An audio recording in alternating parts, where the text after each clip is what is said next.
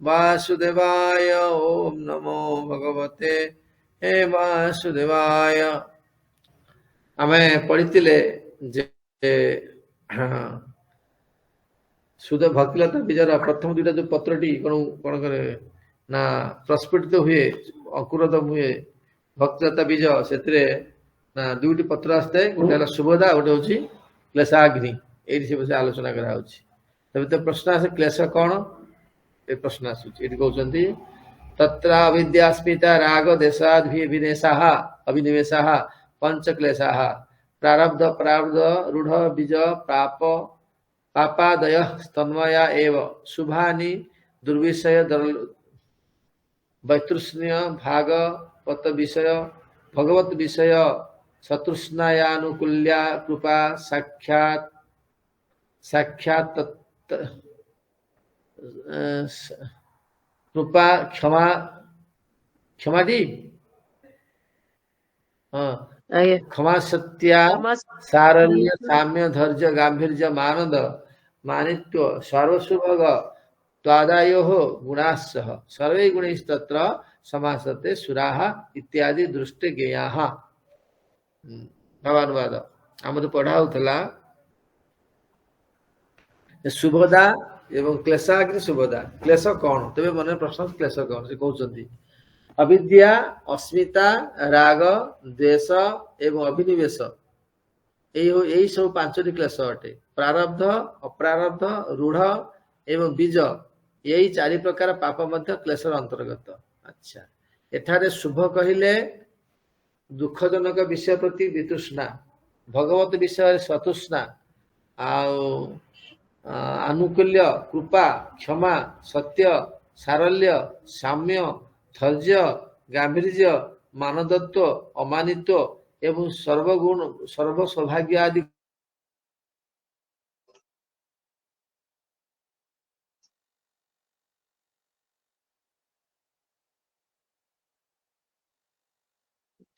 प्रारब्ध अप्रारब्ध रूढ़ एवं बीज ये चारि प्रकार पाप एटा चारि प्रकार पाप पाप चारि प्रकार गोटे प्रारब्ध अप्रारब्ध रूढ़ एवं बीज ये चारि प्रकार पाप मध्य क्लेशर अंतर्गत। एठारे शुभ कहले दुखजनक विषय प्रति वितृष्णा भगवत विषय सतृष्णता आनुकूल्य कृपा क्षमा सत्य सारल्य साम्य धैर्य गांभीर्य मानदत्व अमानित्व एवं सर्व सौभाग्य आदि गुण को शुभ कहा जाए सब शुभ कहा जाए। महाराज आसले शास्त्र मध्य देखा जाए देवगण समस्त गुण सहित भगवत भक्तर हृदय रही था देवगण सब गुण यही सब गुण सहित भगवत भक्तर हृदय रही था से भक्त पाखे यही सब प्रकार गुण विराजमान रही था। आज महाराज पढ़े 5 प्रकार क्लेश 4 प्रकार पाप। महाराज अहम भाव अहम भाव मु मोर भाव अहम भाव जहाँ पाखे अच्छी राग माने आसक्ति द्वेष माने प्राप्त विषय रे माने इच्छा प्रकाश कर गोटे विषय पाया न पाइला तापर द्वेष भाव एवं अभिनिवेश अभिनिवेश माने कौन अभिनिवेश संसार प्रति अभिनिवेश कृष्ण विषय उत्तर कृष्ण इतर विषय रे अभिनिवेश संसार प्रति अभिनिवेश ये 5टी क्लेश अटे। प्रारब्ध पूर्व जन्म कर अप्रारब्ध जे जन्म कर जन्म को आसीनी रूढ़ एवं बीज यही दुखजनक विषय प्रति ये सब हूँ क्लेशर अंतर्गत है रूढ़ आगु आस अंतर्गत। एठारे शुभ कहले दुखजनक विषय प्रति वितृष्णा संसार प्रति वितृष्णा दुख किए दुख जनयते नहीं देहि जा संस्पर्श रोगा दुख जनयते आदंते बंते कंतय न तेषु नमते बुधा संसार प्रति अनासक्त भाव भाव कार है हाथ टेकिल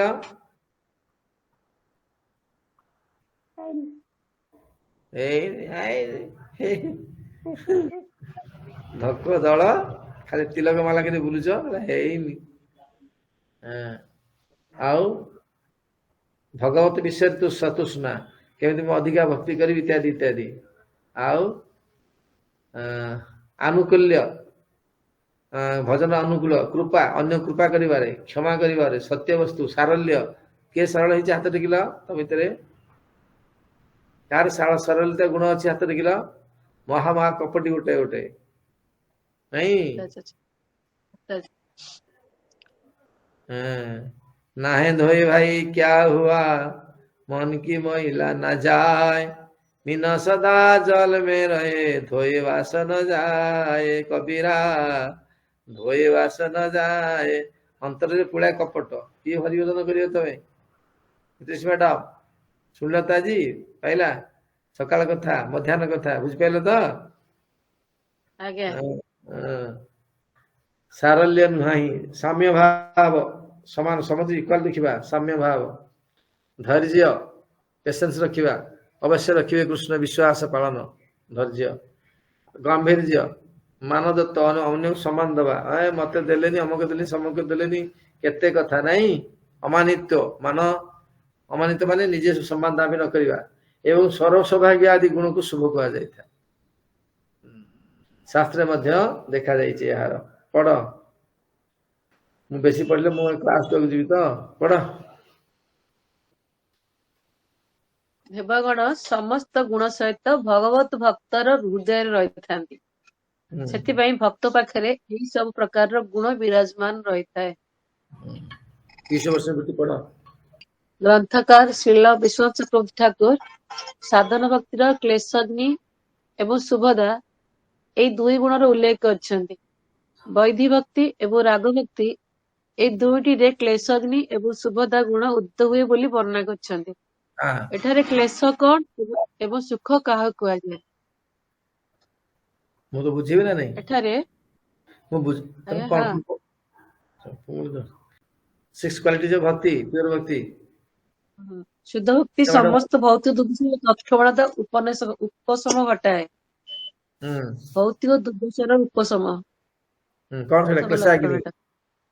ତାପରେ ସେକେଣ୍ଡ ହେଲା ଶୁଦ୍ଧ ଭକ୍ତି ସମସ୍ତ ଶୁଭ ଫଳର ଆରମ୍ଭ ଅଟେ।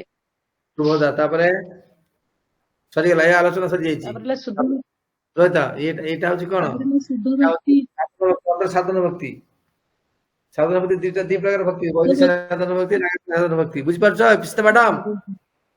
ତାପରେ ଭାବ ଭକ୍ତି ଆସିଲା। ତାପରେ ଶୁଦ୍ଧ ଭକ୍ତି ବ୍ୟକ୍ତିକୁ ଆପେ ଆପେ ଦିବ୍ୟ ଆନନ୍ଦ ପ୍ରଦାନ କରେ। କଣ ସେଟା ହବ? ସାନ୍ଦ୍ରାନନ୍ଦା। ସେଠୁ ଶୁଦ୍ଧ ବ୍ୟକ୍ତି କ୍ୱଚିତ ହାସଲ କରାଯାଏ। ସାନ୍ଦ୍ରାନନ୍ଦା ଶୁଦ୍ଧ ବ୍ୟକ୍ତି କ୍ୱଚିତ ହାସଲ କରାଯାଏ। କହୁଛି ମୁଁ। ସାନ୍ଦ୍ରାନନ୍ଦା ବିଶେଷାତ୍ମା। ସେଠୁ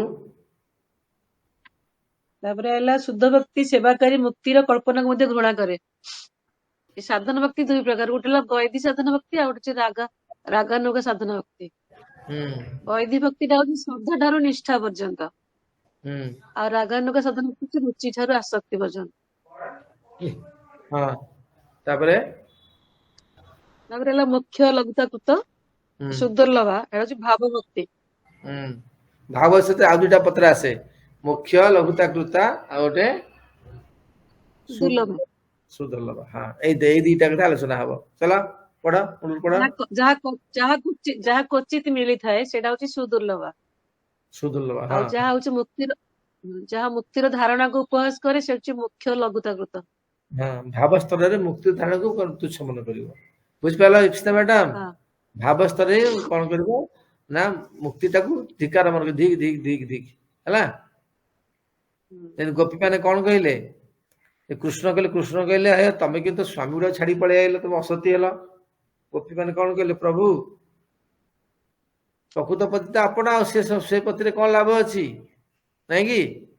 ଏଇ ଷ୍ଟେଜରେ କଣ ହଉଛି? ଗୋପୀ ମାନେ କଣ କଲେ? ଧିକାର ମନେ କଲେ। ସେମିତି ଯଦି ଭାବ ଅବସ୍ଥାରେ ପହଞ୍ଚିଲେ ବ୍ୟକ୍ତି କଣ କରିବ ନା ମୁକ୍ତିକୁ ତୁଚ୍ଛ ମନେ କରିବ। ହେଲା। ସେ ପଢି ବୁଝ। ତାପରେ କଣ ହେଲା? ବୈଧି ଭକ୍ତି ଏବଂ ରାଗ ଭକ୍ତି ଏଇ ଦୁଇଟିରେ କ୍ଲେଶାଗ୍ନି ଏବଂ ଶୁଭତା ଗୁଣ ଉଦିତ ହୁଏ ବୋଲି ବର୍ଣ୍ଣନା କରିଛନ୍ତି। ଏଠାରେ କ୍ଲେଶ କଣ ଏବଂ ସୁଖ କାହାକୁ କୁହାଯାଏ ଏସବୁ ଏଠାରେ ନିରୂପଣ କରୁଛନ୍ତି। ମହର୍ଷି ପତଞ୍ଜଳି ଯୋଗ ଦର୍ଶନର ସାଧନ ପାଦରେ ଦ୍ୱିତୀୟ ସୂତ୍ରରେ ଲେଖିଛନ୍ତି ଅବିଦ୍ୟା ଅସ୍ମିତା ରାଗ ଦେଶାଭିନିବେଶାଃ ପଞ୍ଚ କ୍ଲେଶଃ ଅର୍ଥାତ୍ ଅବିଦ୍ୟା ଅସ୍ମିତା ରାଗ ଦ୍ୱେଷ ଏବଂ ଅଭିନିବେଶ ଏଇ 5ଟି ପ୍ରକାରର କ୍ଲେଶ ଅଟେ। ଏ 5 ପ୍ରକାରର କ୍ଲେଶ ଅଟେ। ବିଦ୍ୟାର ଏଇ 5 ପର୍ବ ହୃଦୟରେ ବିଦ୍ୟମାନ ରହି କର୍ମ ଏବଂ ଅକର୍ମରେ ପ୍ରବୃତ୍ତି ହୋଇଥାଏ। ଅବିଦ୍ୟା ଏସବୁ ଫଳରେ ଅବିଦ୍ୟା ଯୋଗୁ ବ୍ୟକ୍ତି କଣ କରେ କର୍ମରେ ପ୍ରବୃତ୍ତ ହୁଏ ଏବଂ ଅକର୍ମରେ ବି ପ୍ରବୃତ୍ତ ହୁଏ ହେଲା। ଏଠି ଅକର୍ମ ଶବ୍ଦର ଅର୍ଥ ଯାହା କରିବା ଉଚିତ ନୁହେଁ। ହଁ ତାପରେ ଅବିଦ୍ୟା ଯୋଗୁ ମାନେ ଯୋଉ ସଂସାରରେ ରହିବା, ସଂସାର ଖାଇବା ପିଇବା ବଢିଆ ଏସବୁ କରିବା, ଏଇଟା ହଉଛି ଅବିଦ୍ୟା, ବିଦ୍ୟା ନୁହେଁ ହେଲା। ଯେମିତି ତମେ ପିଲାଦିନେ ଛୋଟ ଝିଅ ହେଇଥିଲ, ଛୋଟିଆ ହାଫ ପ୍ୟାଣ୍ଟ ପିନ୍ଧି ବୁଲୁଥିଲ ନା ନାଇଁ? ତମକୁ କି ଖରାପ ଭାବୁଥିଲେ? ତେବେ ଏବେ ତ ସେଇ ଝିଅ ଅଛ ନା ନାଇଁ? ସେକ୍ସ ଚେଞ୍ଜ ହେଇଛି କି? ସେକ୍ସ ତ ଚେଞ୍ଜ ହେଇନି ନା, କିନ୍ତୁ ତମର ସେମିତି ହାଫ ପ୍ୟାଣ୍ଟ ପିନ୍ଧି ବୁଲି ପାରିବ?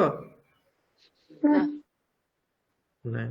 ସେଇଭଳି ଭାବରେ ସ୍ଥାନ କାଳ ପାତ୍ରରେ ଅବିଦ୍ୟା କାହାକୁ, ସେଇ ହବ ଅବିଦ୍ୟା, ସେଇ ହବ ବିଦ୍ୟା। ମନେକର ଯୋଉ ସକାମ କରି ପାଖରେ କଣ ହବ, ସକାରାତ୍ମକ ସଂସାରଟା ହବ ତାର ଭଲ।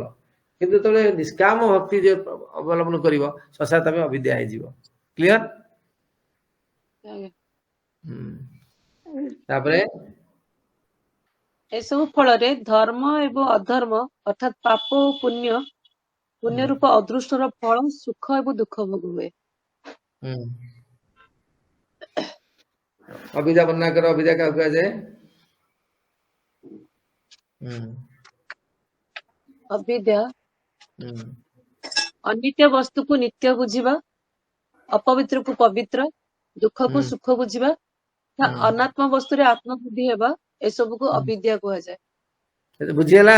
ଅନାତ୍ମ ଆତ୍ମବସ୍ତି ଯସ୍ୟାତ୍ମବୁଦ୍ଧି କୁଣପେ ଧାତୁକେ ସ୍ୱାଦି କଳତ୍ରାଦି ଭୂମौ ଯଦି ଯତୀର୍ଥ ବୁଦ୍ଧି ଶରୀରେ ନ କହିରିଚି ଜନେଷୁ ଅଭିଜ୍ଞେଷୁ ସ୍ୱୟଂ ଖର। ବୁଝିପାରୁଛି? ଯାହାର ଆତ୍ମବୁଦ୍ଧି ଓ ଶରୀରରେ ଆତ୍ମବୁଦ୍ଧି, ଅନିତ୍ୟ ବସ୍ତୁକୁ ନିତ୍ୟ ବୁଝିବା, ଏଟା ବି ମାନେ ଅବିଦ୍ୟାରେ ଯାଏ। ଅପବିତ୍ରକୁ ପବିତ୍ର ଭାବିବା, ଦୁଃଖକୁ ସୁଖ ବୁଝିବା, ଅନାତ୍ମ ବସ୍ତୁରେ ଆତ୍ମବୁଦ୍ଧି ହେବା, ଏସବୁକୁ ଅବିଦ୍ୟା କୁହାଯାଏ। ଅବିଦ୍ୟା ଦୂର କରିବା ନିହାତି ଦରକାର। ଅର୍ଥାତ୍ ଦେହ, ଗେହ, ସ୍ତ୍ରୀ, ପୁତ୍ର, ବିଷୟ, ବୈଭାବତୀ ନଶ୍ୱର ବସ୍ତୁକୁ ନିତ୍ୟ ବୋଲି ମନେ କରିବା। ଏସବୁ ବସ୍ତୁକୁ ଆମେ ନିତ୍ୟ ବୋଲି ଭାବିବା। ରକ୍ତ, ମାଂସ, ମେଦ, ଅସ୍ଥି, ମଳମୂତ୍ର ଆଦିରେ ପରିପୂର୍ଣ୍ଣ ଏହି ଅପବିତ୍ର ଶରୀରରେ ପବିତ୍ରତା ବା ତା ପ୍ରତି ଭୋଗ ବୁଦ୍ଧି ହେବା, ଏହି କ୍ଷୁଦ୍ର ବିଷୟ ସୁଖର ପରିଣାମ ସ୍ୱରୂପ ଭୟାବହ ଜନ୍ମ, ମରଣ ଆଦି ବା ନରକ ଆଦି ଦୁଃଖ ଦିଏ। ଏହି ବିଷୟ ସୁଖ ବା ଘନୀଭୂତ ଦୁଃଖରେ ସୁଖ ବୁଦ୍ଧି ରଖିବା, ଦେହ, ଦୈହିକ ଆଦି ଅନାତ୍ମ ବସ୍ତୁରେ ଆତ୍ମବୁଦ୍ଧି ରଖିବା, ଏସବୁ ହଉଛି ଅବିଦ୍ୟାର କାର୍ଯ୍ୟ। ଆଚ୍ଛା, ଅନିତ୍ୟ ବସ୍ତୁକୁ ନିତ୍ୟ ବୁଝିବା। ଆମର ଯେତକ ସବୁ ସେଇଟା ତ ସରଳ ଭାବେ ହେଇଛି, ପଢି ଦିଅନ୍ତୁ ଆଉ ଥରେ ମହାରାଜ କାଲି ଯେତିକି ବୁଝିବା ଆମେ।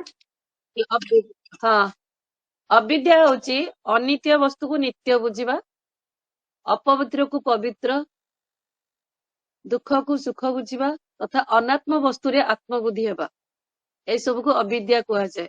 ଅର୍ଥାତ୍ ଦେହ, ଗେହ, ସ୍ତ୍ରୀ, ପୁତ୍ର, ବିଷୟ, ବୈଭବ ଆଦି ନଶ୍ୱର ବସ୍ତୁକୁ ନିତ୍ୟ ବୋଲି ମନେ କରିବା। ଏସବୁ ନଶ୍ୱର ବସ୍ତୁ, ଏସବୁ ଚିନ୍ମୟ ନୁହେଁ। ସେଟା ନଷ୍ଟ ହୋଇଯାଏ, ସେଟା ସବୁ ଅନିତ୍ୟ। ଏଇ ଅନିତ୍ୟ ବସ୍ତୁ, ଏସବୁ ହଉଛି ଅନିତ୍ୟ ବସ୍ତୁ, ତାକୁ ଆମେ ନିତ୍ୟ ବୋଲି ଭାବିବା। ମାନେ ଯୋଉଟା ପରମାନେଣ୍ଟ ନୁହେଁ, ଆମେ ତାକୁ ପରମାନେଣ୍ଟ ବୋଲି ଭାବିବା, ସେଇଟା ଆମର ମୂର୍ଖାମି ନା, ଅବିଦ୍ୟା। ଏଇଟା ରକ୍ତ, ମାଂସ, ମେଦ, ଅସ୍ଥି, ମଳମୂତ୍ର ଆଦିରେ ପରିପୂର୍ଣ୍ଣ ଏହି ଅପବିତ୍ର ଶରୀରରେ ପବିତ୍ରତା ବା ତା ପ୍ରତି ଭୋଗ ବୁଦ୍ଧି ରଖିବା, ଏହି କ୍ଷୁଦ୍ର ବିଷୟ ସୁଖର ପରିଣାମ ସ୍ୱରୂପ ଭୟାବହ ଜନ୍ମ, ମରଣ ଆଦି ବା ନରକ ଦୁଃଖ ହୁଏ। ଏଇ ସବୁ ଆମେ ଯଦି ବୁଝିବା ଉଚିତ, ଏଇଟା ସବୁଠାରୁ ବଡ କଷ୍ଟ ହଉଛି ଜନ୍ମ, ମରଣ ଆଉ ନରକ, ଦୁଃଖ ମିଳିଥାଏ। ଏଇ ବିଷୟ ସୁଖ ବା ଘନୀଭୂତ ଦୁଃଖରେ ସୁଖ ବୁଦ୍ଧି ରଖିବା, ଦେହ ଦୈହିକ ଆଦି ଅନାତ୍ମ ବସ୍ତୁରେ ଆତ୍ମବୁଦ୍ଧି ରଖିବା, ଏସବୁ ହଉଛି ଅବିଦ୍ୟାର କାର୍ଯ୍ୟ। ଏଟା ହଉଛି ଅବିଦ୍ୟା। ସେକେଣ୍ଡ ହେଲା ଅସ୍ମିତା। 5 ପ୍ରକାର କ୍ଲେଶ କହିଲେ ନା, ପ୍ରଥମଟା ହେଲା ଅବିଦ୍ୟା। ଅବିଦ୍ୟାଟା ଆମେ ସବୁ ଅବିଦ୍ୟା ମାନେ ଆମର ଅନିତ୍ୟ ବୁଦ୍ଧି ବସ୍ତୁକୁ ନାହିଁ। ଆମେ ଏଇ ସବୁ ଅନିତ୍ୟ ବସ୍ତୁ ନିତ୍ୟ ନିତ୍ୟ ବୁଝିବା, ଅପବିତ୍ରକୁ ପବିତ୍ର ବୁଝିବା, ସବୁଟା ଆମେ ଓଲଟା ବୁଝିବାଟା ହଉଛି ମାନେ ପ୍ରକୃତ ଜିନିଷକୁ ନଚିନିବାଟା ହଉଛି ଅବିଦ୍ୟା। ଦ୍ୱିତୀୟ ହେଲା ଅସ୍ମିତା। ଅସ୍ମିତା ହେଲା ଦୃକ୍ ଶକ୍ତି ଏବଂ ଦର୍ଶନ ଶକ୍ତିର ଏକାତ୍ମତାକୁ ଜ୍ଞାନକୁ ଅସ୍ମିତା କୁହାଯାଏ। ଅର୍ଥାତ୍ ମୁଁ ଏବଂ ମୋର ଏଇ ପ୍ରକାର ଯୋଉ ଅଭିମାନ ମୋହ ଥାଏ, ଏହାକୁ ଅସ୍ମିତା କୁହାଯାଏ। ଅସ୍ମିତା ମାନେ ମୁଁ ଆଉ ମୋର ଯୋଉ ଅହଂ ଭାବ, ଅହଂ ଭାବକୁ ଅସ୍ମିତା କୁହାଯାଏ। ମୁଁ ମୋର ସବୁ ତ ମୋର, ସବୁ ମୁଁ କରିଛି, ମୁଁ ଇଏ କରିଛି, ମୋର ଏଇଟା, ଏଇ ଯୋଉ ଭାବଟା ଅଛି, ଏଇ ଅହଂ ଭାବଟା ହଉଛି, ଏଟା ହଉଛି ଅସ୍ମିତା କୁହାଯାଏ। ମୁଁ ମୋରଟା ହଉଛି ଅସ୍ମିତା। ତୃତୀୟ ହେଲା ରାଗ। ସୁଖ ପ୍ରାପ୍ତି ଏବଂ ଦୁଃଖ ନିବୃତ୍ତି ଉପାୟର କାମନାକୁ ରାଗ କୁହାଯାଏ। ସୁଖ ପାଇବା ଏବଂ ଦୁଃଖକୁ ଦୂର କରିବାର ଯୋଉ ଉପାୟର କାମନାକୁ ରାଗ କୁହାଯାଏ। ଅଥବା ଅଭିଳାଷିତ ବସ୍ତୁକୁ ପାଇ ମଧ୍ୟ ପୁଣି ଅଧିକ ପାଇବାର କାମନାକୁ ରାଗ କୁହାଯାଏ। ଏଠି ରାଗଟା ଆମେ ପଜିଟିଭଲି ନେଇନି, ରାଗଟା ନେଗେଟିଭ ସେନ୍ସରେ ଆସିଛି। ଗୋଟିଏ ରାଗ ଆମେ ପଢିଥିଲେ ରାଗାନୁଗା, ରାଗ ଭକ୍ତି। ଏଠି ସେଇ ରାଗ ନୁହେଁ, ଏଇଟା ହଉଛି ଆମର ଯୋଉ କାମନା ଅଛି, ସୁଖ ପ୍ରାପ୍ତି ଓ ଦୁଃଖ ନିବୃତ୍ତର ଉପାୟରୁ କାମନାକୁ ରାଗ କୁହାଯାଏ। ବା ଯୋଉ ବସ୍ତୁ ଆମେ ପାଇକି ପୁଣି ଅଧିକ ପାଇବାର ଯୋଉ କାମନା ଥାଏ, ସେଗୁଡାକୁ ଆମେ ରାଗ କହିଥାଉ। ଯେମିତି ଆମେ ପଢିଥିଲେ କଣଟା, ଅତ୍ୟାହାର ପ୍ରୟାସଶ୍ଚ ପ୍ରଜଳ୍ପ ନିୟମାଗ୍ରହ। ଅତ୍ୟାହାର ଖାଇଛେ ପୁଣି ଆହୁରି ଖାଇବା, ପ୍ରୟାସ କରୁଛେ ପୁଣି ଆହୁରି ମାନେ ଚାଲିଛି, ପୁଣି ଆଉ ପାଇବାର ଇଚ୍ଛା, ଅଧିକ ପାଇବାର ଇଚ୍ଛା, ଏଗୁଡା ସବୁ ହଉଛି ରାଗ। ମାନେ ଅଭିଳାଷିତ ବସ୍ତୁକୁ ପାଇ ମଧ୍ୟ ପୁଣି ଅଧିକ ପାଇବାର କାମନାକୁ, ଏତିକି ଖାଇଛେ, ଏତିକି ଆମେ ଅଛି, ଆହୁରି କିଛି ପାଇବା, ଆଉ କେମିତି କୋଉ ଉପାୟରେ ଆମେ ଆଣିବା ହାରି, ଏଟା ହଉଛି। ଚତୁର୍ଥ ହେଲା ଦ୍ୱେଷ। ଦ୍ୱେଷ ହଉଛି ସୁଖ ଏବଂ ଦୁଃଖର କାରଣ ପ୍ରତି ବିରକ୍ତିର ନାମ ହିଁ ଦ୍ୱେଷ। ସୁଖ ଦୁଃଖର ଯୋଉ କାରଣ, ଏଇ ପାଇଁ ଯୋଉଟା ବିରକ୍ତି, ନାମ ହଉଛି ଦ୍ୱେଷ।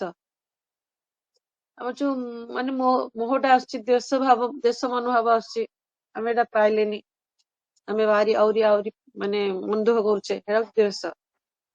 5 ହେଲା ଅଭିନିବେଶ। ମହାରାଜ ବୁଝେଇବେ, ମୁଁ ତ ଜାଣିନି ଏତେ।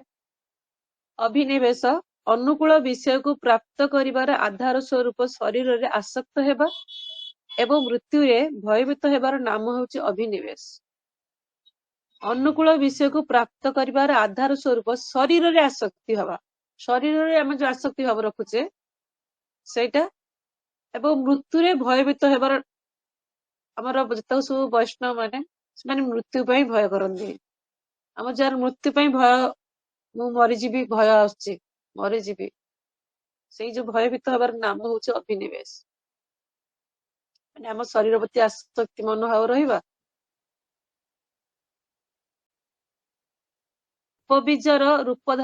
ଯେଉଁ ପାପ ବୀଜର ରୂପ ଧାରଣ କରେ ଏବଂ ଆସନ୍ତା ସମୟରେ ପ୍ରସ୍ଫୁଟିତ ହେବ ଆଉ ନିଜର ଫଳ ପାଇବ, ତାହାକୁ ରୂଢ ପାପ କହନ୍ତି। ବୁଝିଲେ ନା? ଏଇ ପାପକୁ କୂଟ ବା ସୂକ୍ଷ୍ମ ପାପ କୁହାଯାଏ। ଯେଉଁ ପାପ ବୀଜର ରୂପ ଧାରଣ କରେ, ମାନେ ପାପର ମଞ୍ଜି ପଡିଛି, ହେଲା, ସେ ବୀଜର ରୂପ ଧାରଣ କରିଛି ଏବଂ ଆସନ୍ତା ସମୟରେ ପ୍ରସ୍ଫୁଟିତ ହବ, ଆସନ୍ତା ସମୟକୁ ଏଟା ବାହାରିବ, ଫୁଟିବ, ଆଉ ନିଜର ଫଳ ପାଇବ। ସେଟା ଫୁଟିବ, ପାପଟା ଫୁଟିକି ବାହାରିବ, ଆଉ ଆମେ ତାର ଫଳ ମଧ୍ୟ ବାହାରିବ, ତାହାକୁ ରୂଢ ପାପ କୁହାଯାଏ। ଅପ୍ରାରବ୍ଧ ଫଳ ସମଷ୍ଟି ରୂପରେ ଏହା ଅବସ୍ଥିତ ରହିଥାଏ। ଏ ଅପ୍ରାରବ୍ଧ ଫଳ ଭାବରେ ସଞ୍ଚିତ ହେଇକି ରହିଥାଏ ଏଇ ରୂଢ ପାପଟା। ମାନେ ମଞ୍ଜିର ରୂପ ଧାରଣ କରିବ, ପୁଣି ସେ ଫୁଟିବ, ଏଟା ହଉଛି ରୂଢ ପାପ। 4 ନମ୍ବର ହେଲା ବୀଜ ପାପ। ବୀଜ ପାପଟା ହଉଛି ବାସନାମୟ ପାପ। ଏହା ବାସନାମୟ ପାପ ଅଟେ। ବାସନା ରୂପରେ ରହିଥାଏ ଏବଂ ପ୍ରାରବ୍ଧର ପୃଷ୍ଠଭୂମି ଅଟେ। ବାସନା ଆକାରରେ ଚିତ୍ତରେ ଏହା ଗୁପ୍ତ ରୂପରେ ରହିଥାଏ ଏବଂ ଯଥା ସମୟରେ ଭଗବାନଙ୍କ ଇଚ୍ଛାରେ ଏହା ପ୍ରାରବ୍ଧ ହୋଇ ନିଜର ଫଳକୁ ଭୋଗ କରାଇଥାଏ। ଏହା ସମ୍ବନ୍ଧରେ କିଛି ବିଚାର କରାଯାଇଛି। ପରତତ୍ତ୍ୱରୁ ବହିର୍ମୁଖ ଜୀବରେ ରହିବା ବାଲାଙ୍କ ଠାରେ ଅବିଦ୍ୟା ବାସନାର ସୃଷ୍ଟି ହୁଏ। ଏହି ବାସନାକୁ ଭୋଗିବାକୁ ଦେବ, ମନୁଷ୍ୟ, ତ୍ରିଜଗ ଆଦି ଦେହକୁ ଧାରଣ କରିବାକୁ ପଡିଥାଏ। ଏହା ଅନାଦି କାଳରୁ ଚାଲି ଆସିଛି। ଏଇ ଯୋନି ମଧ୍ୟରୁ ମନୁଷ୍ୟ ଦେହ ହିଁ ଯିବା ପାଇଁ କର୍ମମୟ ଦେହ ଅଟେ। ଏହା ବ୍ୟତୀତ ଦେବ, ତ୍ରିଜଗ ଆଦି ଦେହ ହେଉଛି ଭୋଗମୟ ଦେହ। ଏଥିରୁ ପ୍ରଚୁର ଭୋଗ ରହିଥିବା ଯୋଗୁଁ ଯେଉଁଥିରେ କି ବାସନାର ଉଦିତ ହୋଇଥାଏ, ଏହା ଭୋଗର ଅନୁକୂଳ ହୋଇଥାଏ ଏବଂ ପ୍ରାରବ୍ଧ ସହିତ ହିଁ ସେମାନଙ୍କର ଭୋଗ ହୋଇଯାଏ। ସେଇ ବାସନା ଚିତ୍ତରେ ଉଦୟ ହେବା ଯୋଗୁଁ ବୀଜ ରୂପରେ ସଞ୍ଚିତ ହୁଏ ନାହିଁ। ଏକମାତ୍ର ମନୁଷ୍ୟ ଦେହ ହିଁ ନୂଆ ନୂଆ କର୍ମ ବୀଜ ସଞ୍ଚୟ ପାଇଁ ଯୋଗ୍ୟ ଦେହ ଅଟେ। ବିଚାର କଲେ ଏହା ବୁଝାଯାଏ ଯେ ମନୁଷ୍ୟ ଭୋଗ କରିବା ଅପେକ୍ଷା ବାସନା ବା କାମନା କରିବାରେ ଅଧିକ କୁଶଳ ହୋଇଥାଏ।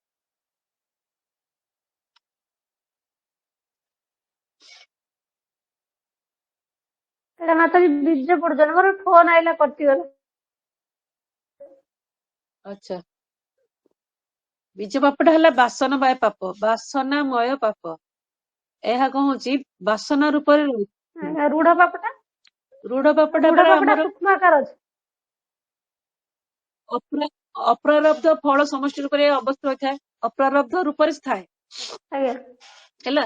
ମାନେ ପାପ, ଯୋଉ ପାପ ବୀଜର ରୂପ ଧାରଣ କରିବ, ବୀଜର ରୂପ ଧାରଣ କରିବ, ଆଉ ଆସନ୍ତା ସମୟରେ ସେ ଫୁଟିବ ଆଉ ତା ନିଜର ଫଳ ଦବ ହେଲା। ମାନେ ଥିବ, ଆଜ୍ଞା ସଞ୍ଚିତ ହେଇକି ଥିବ। ବୀଜଟା ହବ, ହଁ ହେଇକି କଣ ହବ, ପ୍ରସ୍ଫୁଟିତ ହବ, ଫୁଟିବ, ଫୁଟିକି ସେ ତାର ଫଳ ଦବ। ସେଟା ହେଲା ରୁଢ ପାପ।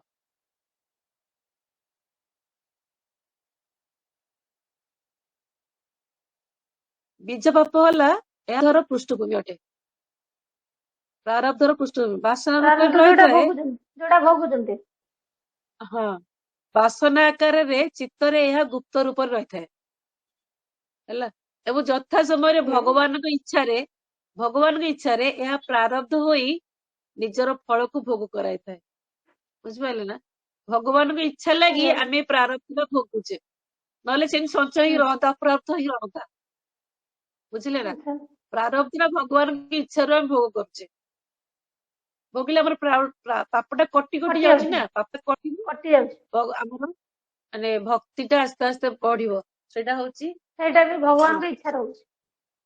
ଭଗବାନଙ୍କ ଇଚ୍ଛାରେ ହିଁ ହଉଛି।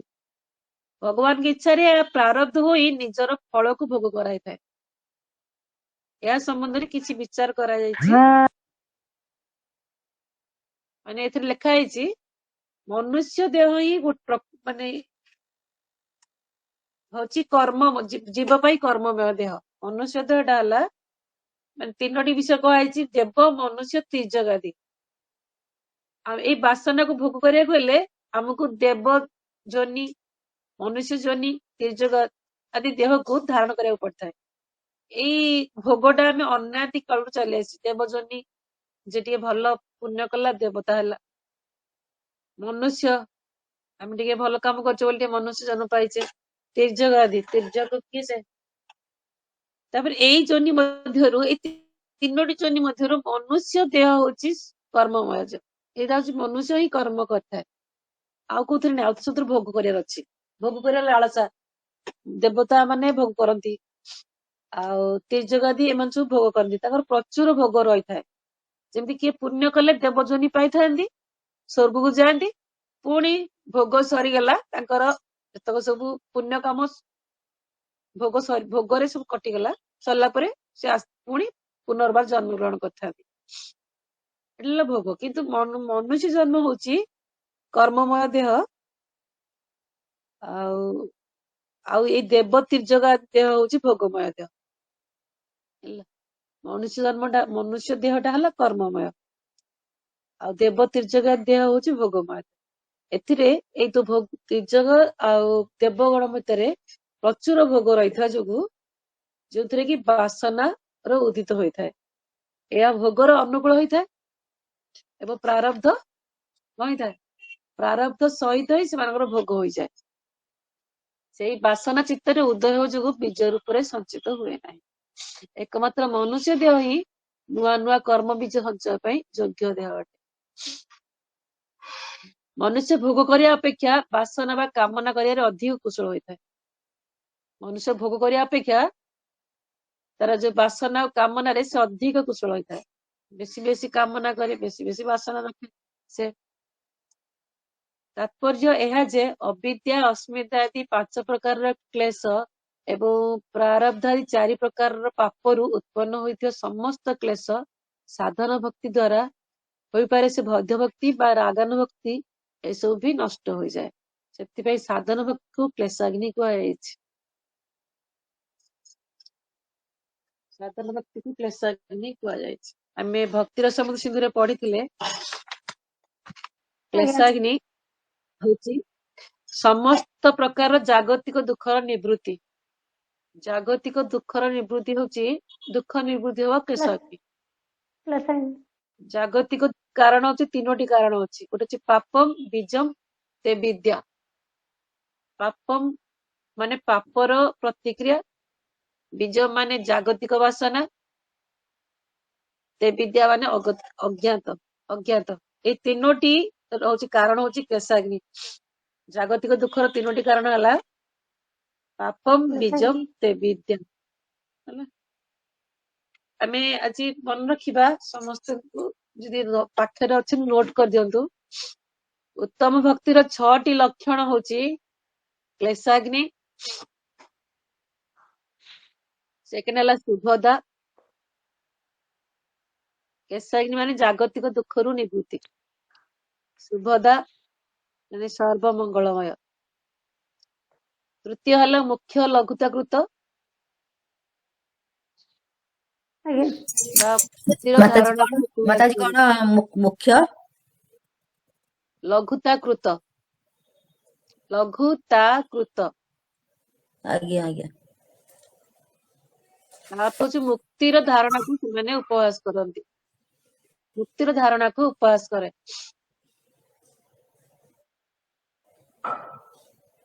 ଫୋର୍ଥ ହେଲା ସୁଦୁର୍ଲଭା। ସୁଦୁର୍ଲଭା ଯାହା କ୍ୱଚିତ ମିଳେ ସେଇଟା ତ।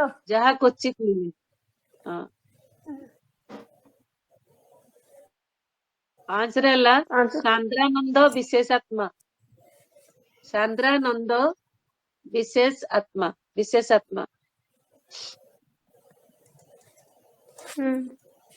6 ଆଜ୍ଞା ହେଲା ଶ୍ରୀକୃଷ୍ଣାକର୍ଷଣୀ।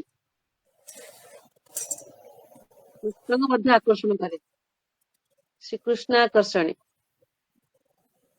ଆମେ 6ଟା ଦେଖିଲେ, ଏଇ 6ଟାକୁ 3 ଭାଗ, ଏଇ 6ଟା ଯାକ ଦେଖନ୍ତୁ। କ୍ଲେଶାଗ୍ନି, ଶୁଭଦା ହେଲା ସାଧନ ଭକ୍ତି। ହଁ ମୁଖ୍ୟ ଲଘୁତାକୃତ ସୁଦୁର୍ଲଭ ହେଲା ଭାବ ଭକ୍ତି। ଆଉ ସାନ୍ଦ୍ରାନନ୍ଦ ବିଶେଷାତ୍ମା, ଶ୍ରୀକୃଷ୍ଣାକର୍ଷଣୀ ହଉଛି ପ୍ରେମ ଭକ୍ତି। ଭକ୍ତି 3 ପ୍ରକାରର, ଗୋଟେ ସାଧନ ଭକ୍ତି, ଭାବ ଭକ୍ତି, ପ୍ରେମ ଭକ୍ତି।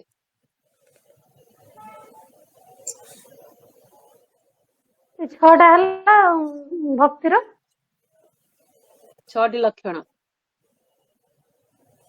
ଭକ୍ତିର 6ଟି ଲକ୍ଷଣ ଏଇ 6ଟା ଯାକ। କିନ୍ତୁ ଭକ୍ତି କେତେ ପ୍ରକାର? ଭକ୍ତି 3 ତାକୁ ପ୍ରକାର। ସାଧନ ଭକ୍ତି, ତାକୁ ଭାବ ଭକ୍ତି। ଦୁଇକୁ 2ଟା ପତ୍ର 6ଟା ପତ୍ର କରାଯାଇଛି। ହଁ, 2ଟା ପତ୍ର 6ଟା ପତ୍ର ବାହାରିଲା। ତାକୁ 6ଟା ଆହୁରି ପତ୍ରକୁ 3 ଭାଗ କରାଯାଇଛି। ଦେବତାକୁ 3 ଭାଗ, ସାଧନ ଭକ୍ତି, ଭାବ ଭକ୍ତି, ପ୍ରେମ ଭକ୍ତି। ସାଧନ ଭକ୍ତିଟା ହଉଛି 2 ପ୍ରକାରର। ସାଧନ ଭକ୍ତି 2 ପ୍ରକାରର। ଗୋଟେ ହେଲା ବୈଧି, ଆଉ ଗୋଟେ ହେଲା ରାଗନୁଗ ବା ରାଗ ଭକ୍ତି। ବୈଧି ଭକ୍ତି ଅଛି ଶ୍ରଦ୍ଧା ଠାରୁ ନିଷ୍ଠା ପର୍ଯ୍ୟନ୍ତ। ବୈଧି ଭକ୍ତି ହେଲା ଶ୍ରଦ୍ଧା ଠାରୁ ନିଷ୍ଠା ପର୍ଯ୍ୟନ୍ତ। ଆଉ ରାଗାନୁଗ ଭକ୍ତି ହେଲା, ରୁଚିରୁ ଆସକ୍ତି ପର୍ଯ୍ୟନ୍ତ। ଆଜ୍ଞା, ରାଗାନୁଗ ସାଧନ ଭକ୍ତି ହେଲା ରୁଚିଠାରୁ ଆସକ୍ତି ପର୍ଯ୍ୟନ୍ତ।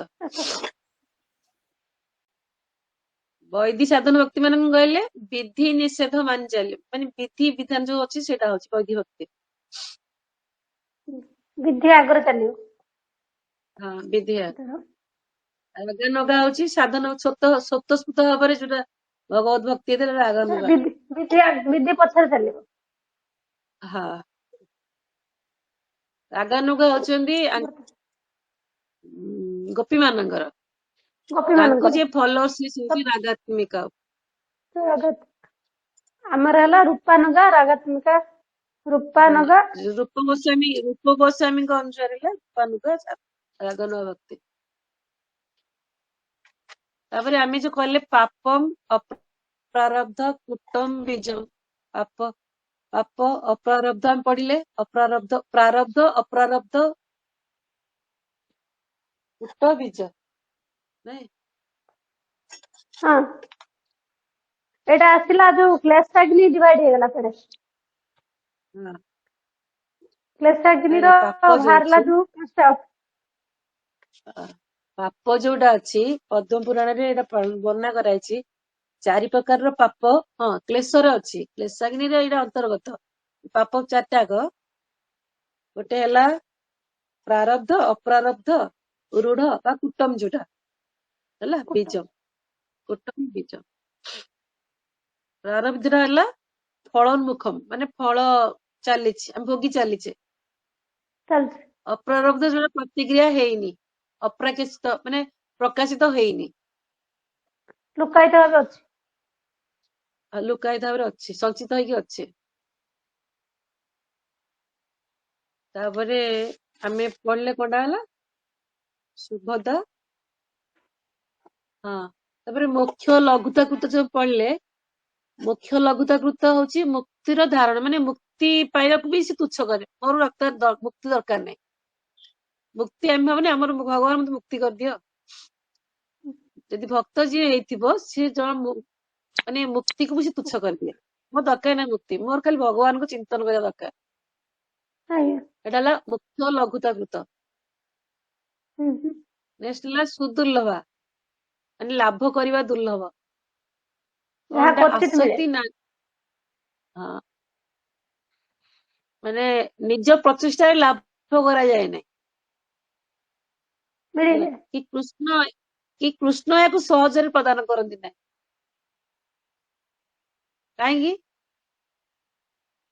କାହିଁକି ଦିଅନ୍ତିନି? କାରଣ ଭକ୍ତି ଜରିଆରେ ଭଗବାନ କଣ କରନ୍ତି, ଭକ୍ତଙ୍କ ପାଖରେ ବିକା ହେଇଯାନ୍ତି, ମାନେ କିଣି ହେଇଯାନ୍ତି। ସେଇଥିପାଇଁ ଭଗବାନ କଣ କରନ୍ତି, ସହଜରେ ପ୍ରଦାନ କରିନଥାନ୍ତି। ଆଉ ନିଜ ପ୍ରଚେଷ୍ଟାରେ ଲାଭ କରାଯାଏନି, ଯୋଉଟା ହଉଛି କଣ କହିଲେ, ସେଥିରେ ନା ଆସକ୍ତି ଅଛି ନା ରୁଚି ଅଛି। ଆସକ୍ତି ନାହିଁ କି ରୁଚି ଥାଏ। ଆଉ ସେକେଣ୍ଡ ହେଲା କୃଷ୍ଣ ଏହାକୁ ସହଜରେ ପ୍ରଦାନ କରି, ଯୋଉ ସୁଦୁର୍ଲଭଟା ଯୋଉଟା କ୍ୱଚିତ ମିଳିଥାଏ, ସେଇଟା ଭଗବାନ ସହଜରେ ଦିଅନ୍ତି ନାହିଁ। କାହିଁକି ଦିଅନ୍ତି ନାହିଁ? ଦେଇଦେଲେ ସେ ଭଗବାନ କଣ କରନ୍ତି, ଭକ୍ତଙ୍କ ପାଖରେ ବିକ୍ରି ହେଇଯିବେ। ଭକ୍ତି ଜରିଆରେ ଭଗବାନ ପାଖରେ, ଯେତେ ଭଗବାନ ଭକ୍ତ କଣ ପରୀକ୍ଷା କରେ, ସବୁବେଳେ ଭଗବାନ ଭକ୍ତଙ୍କ ଅଧୀନରେ ନା, ସେଥିପାଇଁ ଭଗବାନ ସହଜରେ ଭକ୍ତି ପ୍ରଦାନ କରନ୍ତି ନାହିଁ। ତାପରେ ଆସିଲା ସାନ୍ଦ୍ରାନନ୍ଦ ବିଶେଷତ୍ମା, ମାନେ କଣ ହୁଏ, ଆସ୍ତେ ଆସ୍ତେ ଆମ ଧାରଣା ଯୋଉ ଥାଏ ଭଗବାନ ପ୍ରତି ଯୋଉ ଧାରଣା, ସେଟା କଣ ହୁଏ, ଘନୀଭୂତ ହବ। ଘନୀଭୂତ ହେଇକି ସେଥିରୁ ଆମେ ଆନନ୍ଦ ପାଇଥାଉ, ହେଲା ସାନ୍ଦ୍ରାନନ୍ଦ ବିଶେଷତ୍ମା। ତାପରେ ହେଲା ଶ୍ରୀକୃଷ୍ଣାକର୍ଷଣୀ, ମାନେ ଶ୍ରୀକୃଷ୍ଣ କେବଳ ଶ୍ରୀକୃଷ୍ଣଙ୍କୁ ହିଁ ଆକର୍ଷଣ କରେ। କିଏ କରନ୍ତି? କେବଳ ଶ୍ରୀକୃଷ୍ଣଙ୍କୁ ହିଁ ଆକର୍ଷଣ କରୁଛନ୍ତି, ରାଧାରାଣୀ, ଶ୍ରୀମତୀ ରାଧାରାଣୀ। ଏଇ ଦିଟା ହଉଛି ପ୍ରେମ। ଏଇ ସାନ୍ଦ୍ରାନନ୍ଦ ପ୍ରେମ ଭକ୍ତି। ବିଶେଷାତ୍ମା ଆଉ ଶ୍ରୀକୃଷ୍ଣାକର୍ଷଣୀ, ଏ ଦିଟା ଗଲା ପ୍ରେମ।